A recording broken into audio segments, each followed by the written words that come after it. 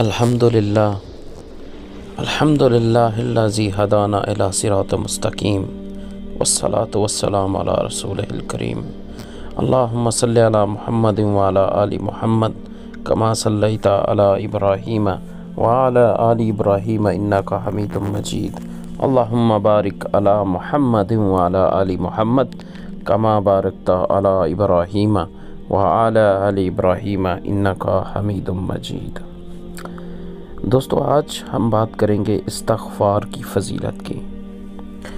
अल्लाह ताला ने इस्तग़फ़ार को गुनाहों के ज़हर का दरियाक बनाया है। इस्तग़फ़ार के मानी है अल्लाह ताला से मग़फ़िरत मांगना। हर बद से बदतर गुनाह जो हक़ूक़ुल्लाह से मुतल्लक़ हो, तौबा और इस्तग़फ़ार से माफ़ हो जाता है।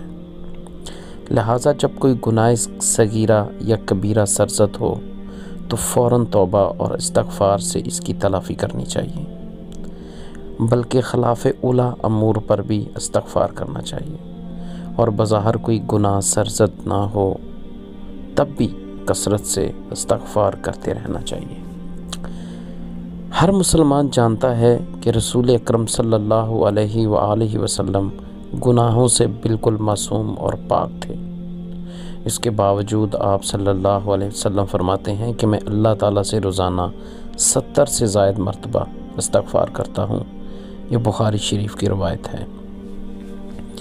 एक हदीस में हज़ूर अकरम सल्लल्लाहु अलैहि वसल्लम का ये इरशाद है कि जो शख्स इस्तग़फ़ार की पाबंदी करे, अल्लाह ताला उसके लिए हर तंगी में आसानी की राह निकाल देते हैं और हर गम को दूर फरमाते हैं और उसको ऐसी जगहों से रिज़्क़ अता फरमाते हैं जहाँ से उसको गुमान भी नहीं होता। लिहाजा हमें चाहिए कि चलते फिरते उठते बैठते इस्तग़फ़ार की आदत जो है वो बना ली जाए और दिन में कम से कम जो है वो इस्तग़फ़ार की एक तस्बीह ज़रूर कर लेनी चाहिए, तो बहुत ही अच्छा होगा। इस्तग़फ़ार हर ज़ुबान में हो सकता है और उसको आप उसके काफ़ी जुमले हैं, जैसा कि अस्तग़फ़िरुल्लाह अस्तग़फ़िरुल्लाह, इसकी तस्बीह कर सकते हैं। अस्तग़फ़िरुल्लाहल्लज़ी ला इलाहा इल्ला हुवल हय्युल क़य्यूम व अतूबु अलैह, इसकी भी इस्तग़फ़ार, इसकी भी तस्बीह कर सकते हैं। उसके अलावा अस्तग़फ़िरुल्लाह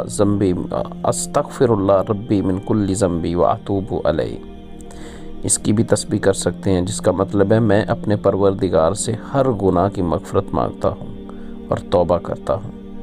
ख़ास तौर से रात को सोने से पहले चंद बार हजूर कल्ब के साथ अपने दिन भर के अमाल की कोताहियों का अजमाली तसव्वुर करके इन सब से इस्तग़फ़ार कर लेना चाहिए।